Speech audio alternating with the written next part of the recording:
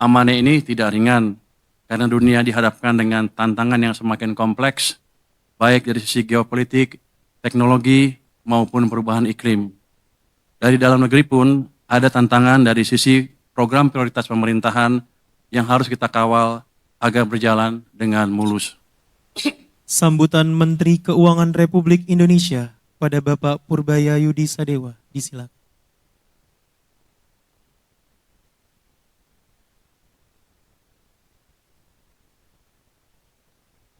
Bismillahirrahmanirrahim. Assalamualaikum warahmatullahi wabarakatuh. Salam sejahtera bagi kita semua. Om Swastiastu, Namo Buddhaya, salam kebajikan, Shalom Rahayu. Yang saya hormati, eksekutif dan kementerian lembaga, ketua dan jajaran aktif Badan Pemeriksaan Keuangan BPK, Menteri Sekretaris Negara Bapak Prasetyo Hadi, nggak hadir ya? Ternyata Bu, orang Kemenku salah ketik juga Bu.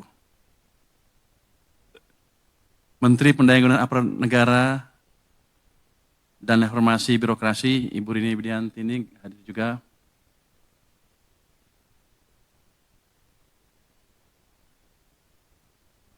Menteri Koordinator Bidang Perekonomian, Bapak Erlangga Hartarto. Menteri Koordinator Bidang Pangan, Bapak Zulkifli Hasan yang tidak hadir juga.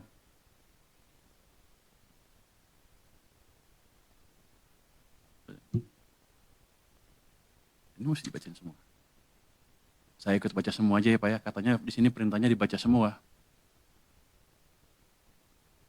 Menteri Koordinator Bidang Pemberdayaan Masyarakat, Bapak Muhaimin Iskandar, atau yang mewakili Menteri Dalam Negeri, Bapak Tito Karnavian, dihadiri oleh Wakil Menteri Dalam Negeri, Ibu. Menteri Luar Negeri, Bapak Sugiono, atau yang mewakili Kepala Kepolisian Negara Republik Indonesia, Bapak Listio Sigit Prabowo, atau yang mewakili Jaksa Agung Republik Indonesia, Bapak Sani Tiar Burhanuddin, atau yang mewakili Menteri Pertahanan Republik Indonesia, Bapak Syafri Samsudin, atau yang mewakili Menteri Hukum dan Hak Asasi Manusia, Bapak Supratman Andi Aktas, atau yang mewakili Menteri Kesehatan Republik Indonesia, Bapak Budi Gunadi Sadikin, atau yang mewakili anggota 2 Badan Pemeriksa Keuangan, Bapak Daniel Lumban Tobing, Ketua Harian Dewan Energi Nasional sekaligus Menteri Energi dan Sumber Daya Mineral, Bapak Bahlil Lahadalia, atau yang mewakili Wakil Kepala BPKP, Ibu Agustina Arumsari, atau yang mewakili Pimpinan DPR RI, Ibu Puan Maharani, atau yang mewakili Pimpinan Badan Anggota DPR, Bapak Muhyiddin M. Said, hadir di sini. Pimpinan Komisi 11, Bapak Muhammad Misbakun, dan Bapak Dolfi OFP, Bapak Dolfi tidak hadir. Pimpinan Komite 4 DPD RI, Ibu Sinta Rosma Yenti, atau yang mewakili Mahkamah Konstitusi, Bapak Soehartoyo, atau yang mewakili hadir. Ketua Komisi Yudisial, Bapak Amzulian Rifai, atau yang mewakili Otoritas Jasa Keuangan, diwakili oleh Bapak Dian Edinare dan Ibu Frederika Widyasari Dewi. Pelaksana tugas Ketua Lembaga Penjamin Simpanan LPS, Dimadiono. Kepala Indonesia Investment Authority, Bapak Rida DM Wirakusuma, atau yang mewakili. Kamar Dagang dan Industri Indonesia, Bapak Anindya Novian Bakri, atau yang mewakili. Asosiasi Pengusaha Indonesia, Ibu Sinta Wijaya Kamdani, atau yang mewakili. Ibu Sri Mulyani Indrawati. Para Menteri Keuangan dan pejabat eselon, para Wakil Menteri Keuangan dan pejabat eselon 1 Kementerian Keuangan beserta jajaran, para pimpinan Special Mission Vehicles Kementerian Keuangan, seluruh pegawai dan non-pegawai Kementerian Keuangan, serta masyarakat luas yang mengikuti acara ini melalui kanal media online, dan para tamu undangan dan hadirin sekalian. Pertama-tama, marilah kita panjatkan puji syukur kehadirat Tuhan yang Maha Esa, karena atas rahmat dan karunia-Nya kita semua dapat berkumpul di sini dalam keadaan sehat. Hari ini adalah momen yang penuh makna bagi saya pribadi, sekaligus bagi kita semua, karena menandai dimulainya babak baru pengabdian saya di Kementerian Keuangan. Saya merasa sangat terhormat atas kepercayaan yang diberikan kepada saya oleh Bapak Presiden untuk menjabat sebagai Menteri Keuangan Republik Indonesia. Amanah ini tidak ringan, karena dunia dihadapkan dengan tantangan yang semakin kompleks, baik dari sisi geopolitik, teknologi, maupun perubahan iklim. Dari dalam negeri pun ada tantangan dari sisi program prioritas pemerintahan yang harus kita kawal agar berjalan dengan mulus. Dengan kerendahan hati, saya mohon dukungan seluruh jajaran Kementerian Keuangan untuk bekerja bersama saya guna memastikan bahwa kebijakan fiskal tetap berperan sebagai instrumen yang kuat dalam menjaga stabilitas, mendorong pertumbuhan ekonomi, dan mewujudkan kesejahteraan bagi seluruh rakyat Indonesia. Bapak, Ibu, dan para hadirin yang saya hormati, izinkan saya menyampaikan rasa hormat dan apresiasi setinggi-tingginya kepada Ibu Sri Mulyani Indrawati. Di bawah kepemimpinan beliau, Kementerian Keuangan berhasil menjaga stabilitas fiskal Indonesia di tengah dinamika global, melakukan efisiensi anggaran, dan mengawal program-program prioritas pemerintah hingga RAPBN 2026.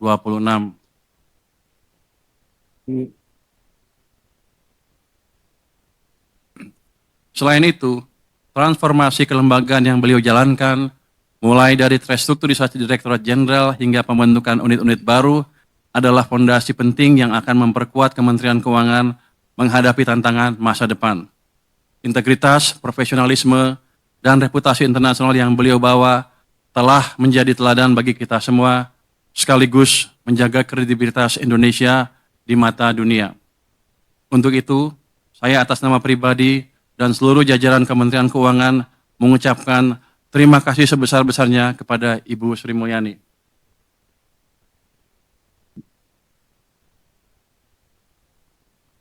Sebelum menyampaikan langkah ke depan, saya ingin mengajak kita semua untuk sejenak mengingat tantangan-tantangan yang sudah dilalui oleh Kementerian Keuangan. Tantangan terbesar adalah pandemi COVID-19. Saya yakin semua masih ingat pandemi COVID-19 yang awalnya adalah krisis kesehatan, kemudian berkembang menjadi krisis ekonomi. Lalu terjadi juga perang di Ukraina yang membuat tantangan perekonomian global semakin berat.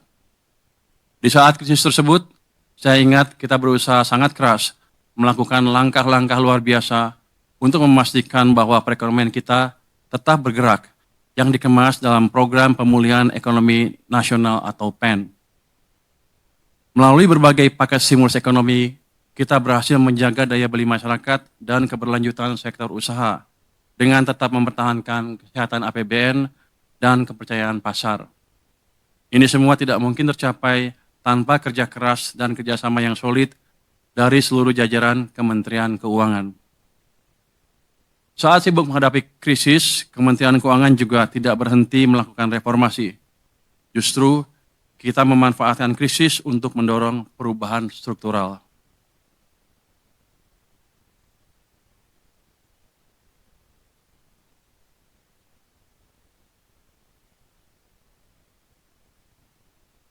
Undang-undang krusial pun lahir, di antaranya Omnibus Law Undang-Undang tentang Harmonisasi Peraturan Perpajakan, Undang-Undang tentang Hubungan Keuangan antara Pemerintah Pusat dan Pemerintah Daerah, dan Undang-Undang tentang Pengembangan dan Penguatan Sektor Keuangan.